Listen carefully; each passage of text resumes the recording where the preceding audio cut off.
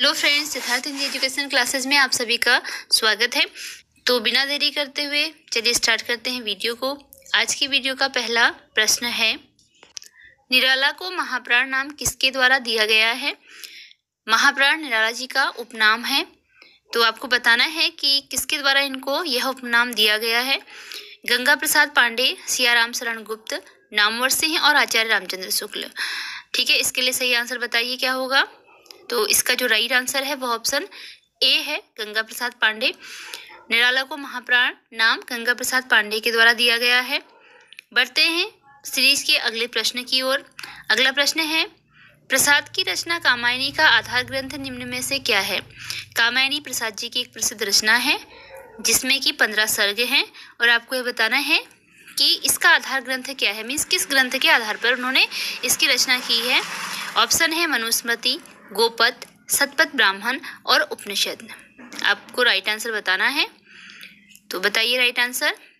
इसका right answer option C है, शतपथ ब्राह्मण। प्रसाद की रचना कामायनी का जो आधार ग्रंथ है वह शतपथ ब्राह्मण है। अगला प्रश्न देखते हैं। अगला प्रश्न है, पल्लव का प्रकाशन वर्ष निम्न में से है। इसमें से कौन सा पल्लव का प्रकाशन वर्ष है वह बताना है आपको। पल्लव सुमित्रानंद पंत जी की प्रसिद्ध रचना है और इसके प्रकाशन वर्ष के बारे में आपसे पूछा गया है। ऑप्शन है 1927, 1928, 1929 और 1931। इसके लिए राइट आंसर ऑप्शन बी है, 1928। पल्लव का प्रकाशन वर्ष 1928 है। 1928 में इसका प्रकाशन हुआ था। बढ़ते हैं वीडियो में अगले प्रश्न की ओर। अगला प्रश्न है, कात्यायनी संवाद कहानी संग्रह निम्न में से किसके द्वारा लिखा गया है? कात्यायनी संवाद एक कहानी संग्रह है और आपको इसके लेखक का नाम बताना है। ऑप्शन है आचार्य चतुरसेन शास्त्री, राजेंद्र बाला घोष, सुभद्रा कुमारी चौहान, सूर्य बाला। किसके द्वारा यह लिखा गया है बताइए। तो राइट आंसर ऑप्शन डी है, सूर्य बाला। सूर्य बाला की यह रचना है कात्यायनी संवाद। अगला प्रश्न है, उन्मादिनी कहानी संग्रह निम्न में से किससे संबंधित है? उन्मादिनी कहानी संग्रह के लेखक का नाम या लेखिका का नाम आपको बताना है। ऑप्शन है मन्नू भंडारी, सुभद्रा कुमारी चौहान, धर्मवीर भारती, यतीन्द्र मिश्र। राइट आंसर बताइए। तो राइट आंसर ऑप्शन बी है, सुभद्रा कुमारी चौहान। उन्मादिनी सुभद्रा कुमारी चौहान का कहानी संग्रह है। अगला प्रश्न है, निशानियां कहानी संग्रह किसका लिखा हुआ है? निशानियां कहानी संग्रह के लेखक का नाम बताना है आपको। ऑप्शन है धर्मवीर भारती, राधाचरण गोस्वामी, नरेश मेहता, उपेंद्र नाथ अस्क। इसके लिए राइट आंसर क्या होगा बताइए। तो इसका जो राइट आंसर है वह ऑप्शन डी है, उपेंद्र नाथ अस्क। निशानियां कहानी संग्रह उपेंद्र नाथ अस्क के द्वारा लिखा गया है। बढ़ते हैं अगले प्रश्न की ओर। अगला प्रश्न है, धरती मेरा घर उपन्यास के लेखक कौन है? धरती मेरा घर एक उपन्यास विधा की रचना है। इसके लेखक का नाम बताना है। ऑप्शन है त्रिलोचन, रांगे राघव, वासुदेव शरण अग्रवाल और शैलेश मटियानी। इसके लिए राइट आंसर बताइए। इसके लिए राइट आंसर है ऑप्शन बी, रांगे राघव। धरती मेरा घर यह उपन्यास रांगे राघव द्वारा लिखा गया उपन्यास है। अगला प्रश्न है, ओस और अंगारे काव्य संग्रह निम्न में किसके द्वारा लिखा गया है? ओस और अंगारे एक काव्य संग्रह है और इसके लेखक का नाम बताना है। ऑप्शन है सेवाल सत्यार्थी, सूर्यबाला, वासुदेव शरण अग्रवाल, राम नरेश त्रिपाठी। तो राइट आंसर बताइए। राइट आंसर क्या है? राइट आंसर है ऑप्शन ए, सेवाल सत्यार्थी। ओस और अंगारे काव्य संग्रह सेवाल सत्यार्थी का है।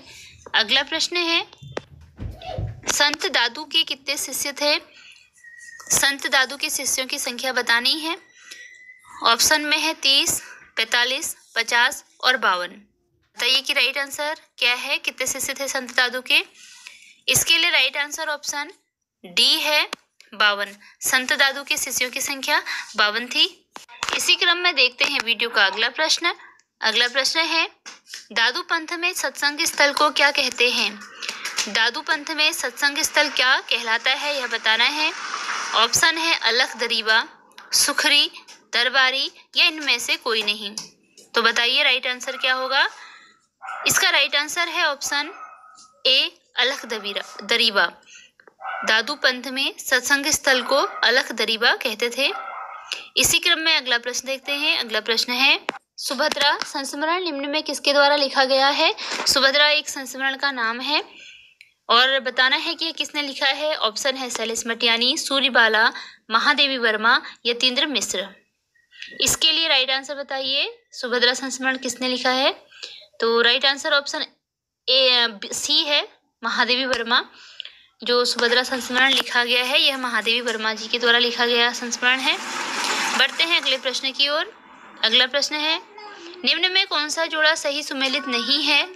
राम जानकी, राधा कृष्णदास, काव्यालंकार, सूत्रवृत्ति, वामन, बुलबुल और गुलाब, शिव पूजन सहाय, कौमुदी, सुमन राजे।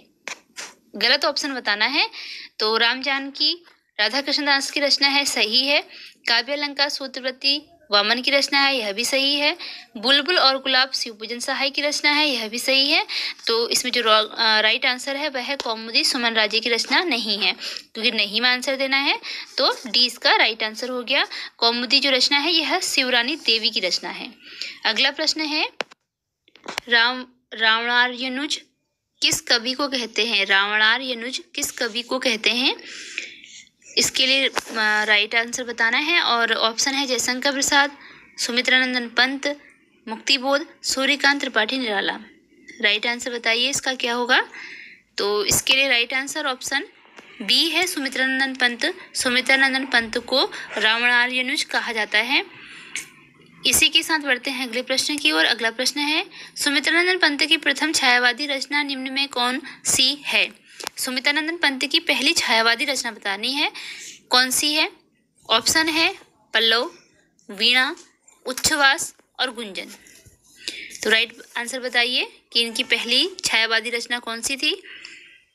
इसके लिए राइट आंसर ऑप्शन सी है, उच्छ्वास। पंत जी की जो पहली छायावादी रचना थी वह उच्छ्वास थी। अगला प्रश्न है, नदी यशस्वी है उपन्यास निम्न में से किसके द्वारा लिखा गया है?